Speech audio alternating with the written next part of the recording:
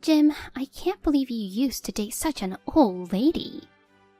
He and my sister would say whatever they pleased. To Jim, who sneered through his nose, saying, "Dumping that old hag was the right thing to do," I responded, "I should be the one thanking you for breaking up." After my words, there was a moment of silence between him and my sister, and then they burst into laughter. "Come on, don't be so tough. You still have feelings for me, don't you?" And when I told them the truth, I am Stephanie, a 39-year-old office worker. I've dated a few men, but I've never been married due to a lack of desire to do so, or because the relationships ended naturally due to long distances, leaving me single as I approach 40. As I've gotten older, my desire to marry has faded. I think it would be nice to have a partner, but I no longer feel it's necessary to marry. Just as I was beginning to enjoy my single life, a colleague invited me to a mixer. Honestly, I felt too old for mixers and wasn't particularly looking for a boyfriend at the time. However, unable to refuse my colleague's invitation, I ended up going. The mixer, to be honest, felt more like a dinner party for people in their 40s, quite a calm atmosphere. I was just there to enjoy some good food and drinks, but there was a man who talked to me quite actively. His name was Jim. He was 36 and 3 years younger than me, with a charming smile. "Stephanie, you're so cute. Are you in your early 30s? You're overdoing it with the compliments. I'm an old lady of 39. Actually, I used to worry about looking older when I was young, but as I aged, people began to think I was younger. He seemed surprised by my actual age, but seemed even more interested. I also developed a slight crush on him as he made an effort to talk to me. We swapped numbers during the mixer, and after a few dates, we began going out. 2 weeks into our relationship, he said, "Stephanie, your place is so comfy. Can I live here with you?" "If you help with the housework and we split the rent and utilities, then it's fine." My practical suggestion made him look a bit disappointed. I quickly followed up, worried I might not have seemed very affectionate. I explained that I had a past relationship with a boyfriend who was careless with money, and we had financial troubles while living together. That's why, if we were to live together, I wanted to set rules in advance. He listened to my story and seemed to understand, agreeing to my proposal. "Sorry for saying something so unromantic," I apologized, to which he smiled brightly and said, "If that's what it takes to be with you, Stephanie, I'll promise anything." And so our cohabitation began on equal terms. At first, he diligently did his share of the housework and paid his share of the rent and utilities. But as time went on, he started to skip his chores and miss payments. I didn't complain much at first, thinking it wasn't good to be too naggy about it, and just watched him quietly. He seemed stressed with work or short on cash, promising to pay me back the next month. However, he eventually stopped doing the housework, and the unpaid rent and utilities piled up. He showed no remorse or intent to pay. Instead, he claimed it was unreasonable for him to pay since I had been paying rent by myself before, or expressed disappointment, expecting the generosity of an older woman. Then he would try to please me by treating me to meals out or buying me sweets as a thank you for doing the housework. I could tell he was trying to be considerate, so I refrained from scolding him too harshly. I thought enforcing my own demands wasn't entirely fair. But this lenient attitude turned out to be the beginning of a nightmare. After 6 months of living together, he began to act as if he was the boss of this house. He thinks it's natural for women to do the housework, like expecting dinner to be ready when he comes home or the bath to be filled. If I talk back or get angry even a little, he asks if I'm going through menopause. I hated it, so I stopped saying anything to him. While I was wondering if I should break up with him, he proposed to me. At first, I refused, but he insisted so desperately that I ended up accepting the proposal. I think I was probably just tired. After greeting his parents, we went to my parents' house to greet them. The greetings were finished without any problems. When I sent him off to the nearest station and returned home, my sister Renee spoke to me. Stephanie, are you serious about getting married? Of course. That's why I brought him home, right? Why would she ask that? After hearing my reply, Renee glared at me as if she was possessed. No!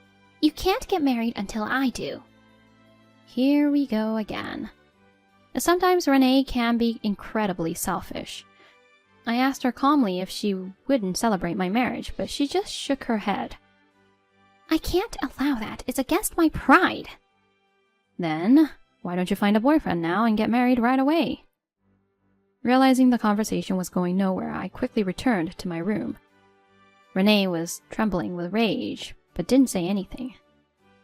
The next morning, while eating breakfast in the dining room, my sister burst into the room in her pajamas with tremendous force. Then she slammed her hands on the table and said, I'll get married before you, Stephanie. What on earth is she saying from early in the morning? She sat down confidently, her eyes glittering strangely.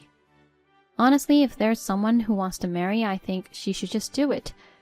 I ignored my sister's sudden declaration of marriage and went to the kitchen to wash the dishes I'd used. Stephanie, don't complain even if I get married first.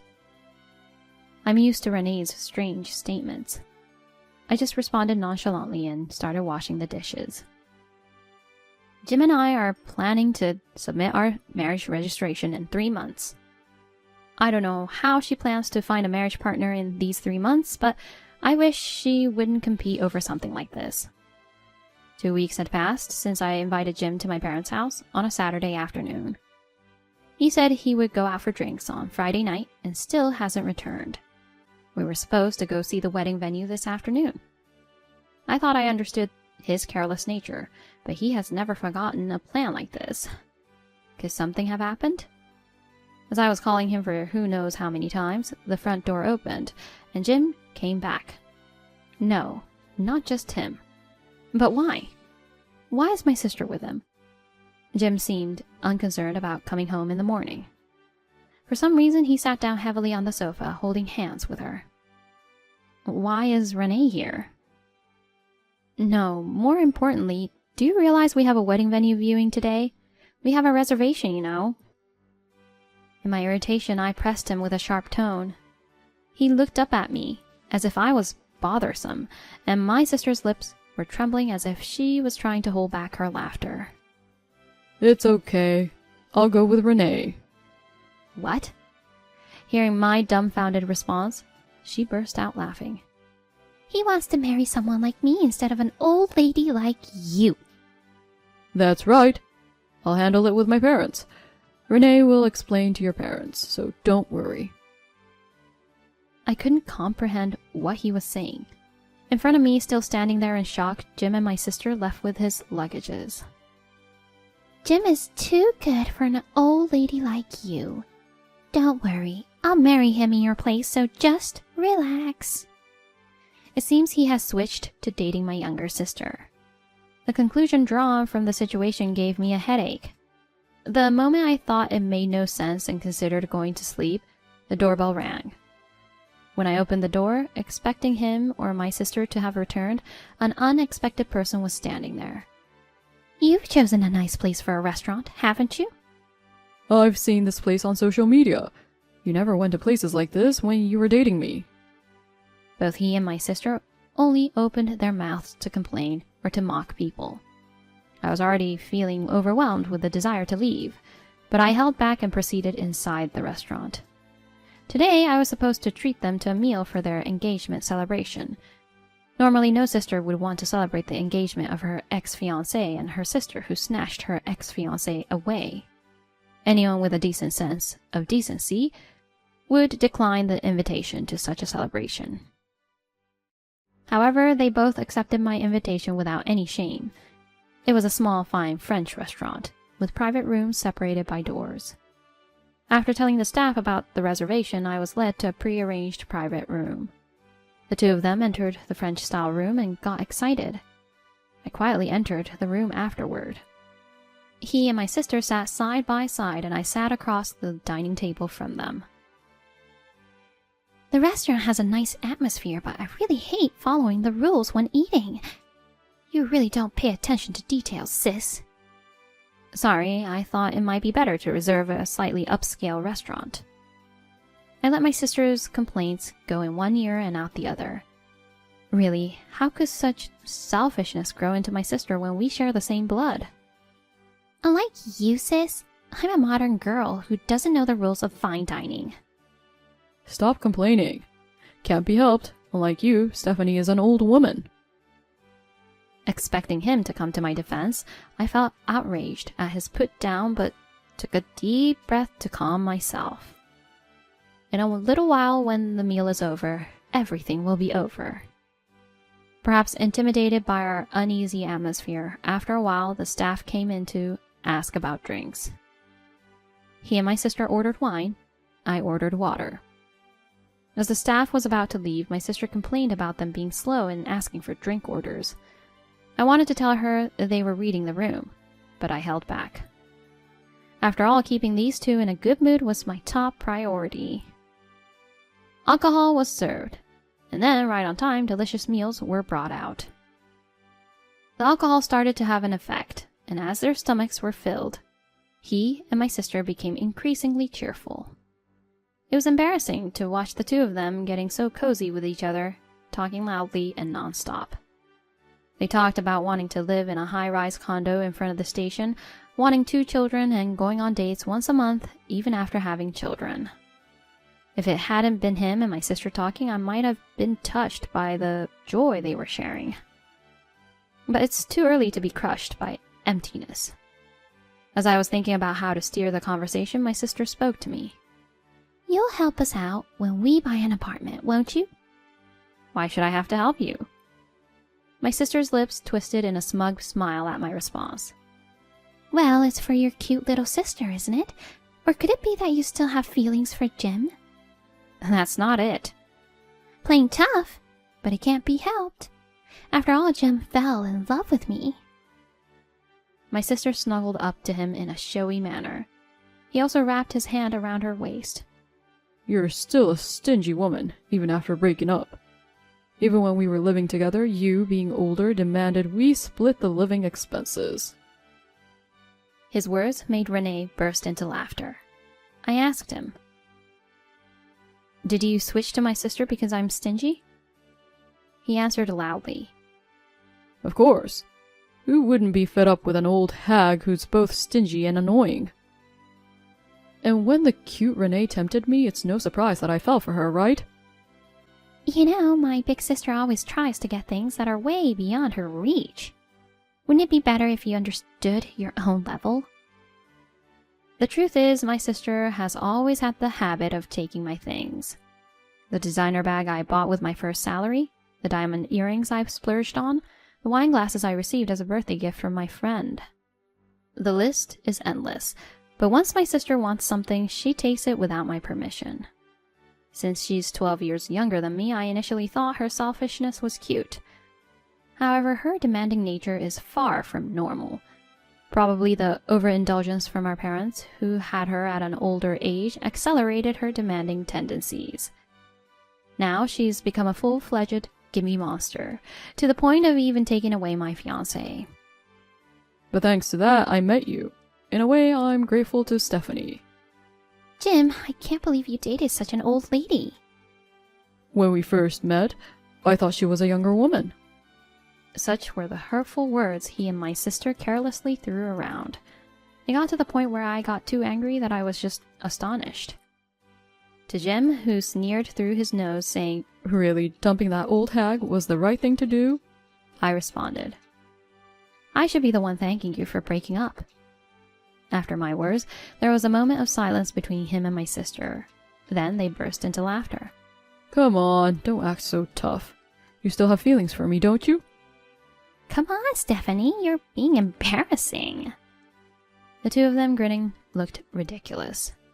I chuckled and said to my sister, A man who falters just because a younger sister comes onto him is not worth my time.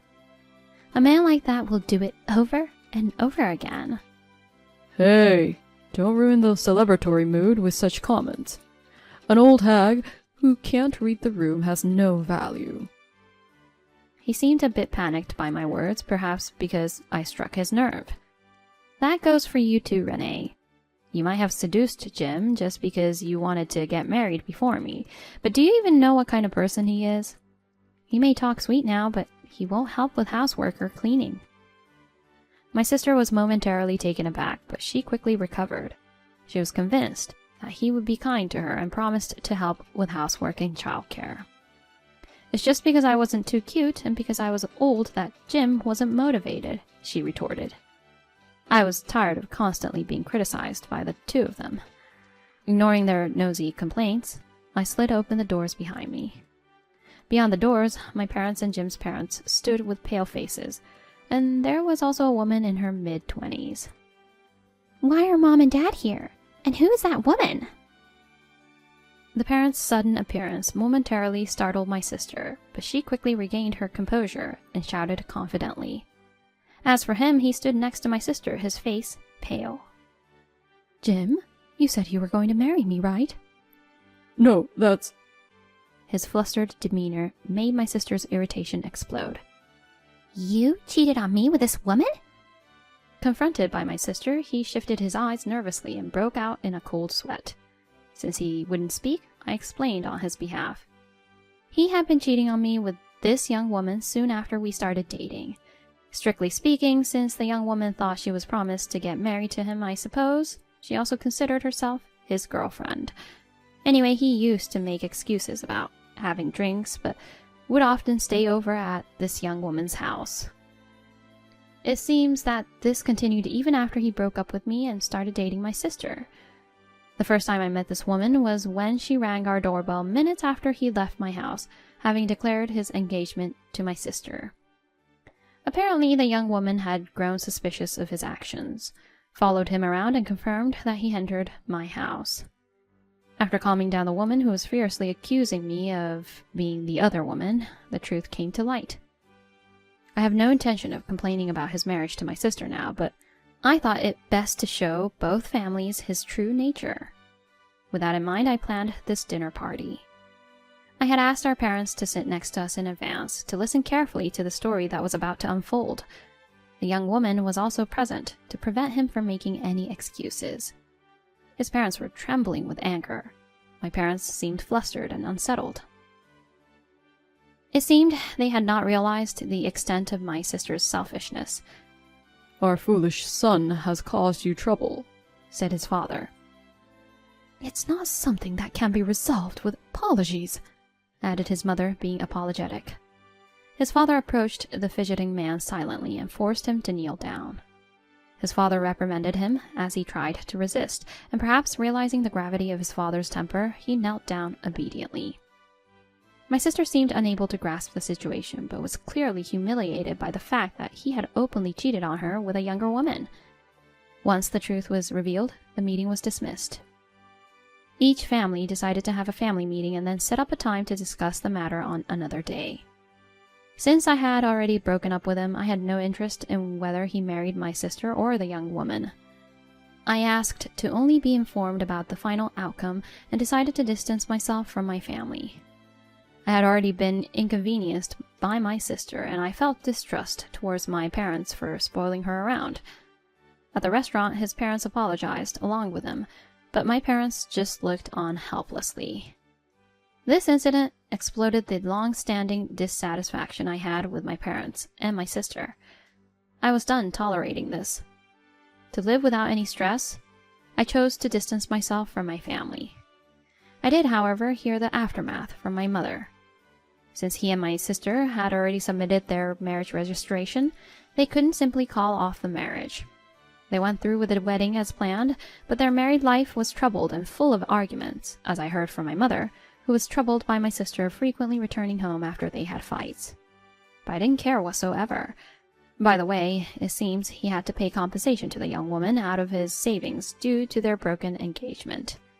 I also informed the colleague who had organized the mixer where I met him about what had happened. Thanks to my colleague, who likes to gossip around, the news spread throughout his company. It's not clear if it's related, but there are rumors of him being transferred to a regional office. Even after his and my sister's affair had settled, I went through a mentally tough period. I had no regrets about not marrying him, but I sometimes felt a void for the wasted time. Then I met a man at a bar while out for a drink alone for a change of pace, and we hit it off.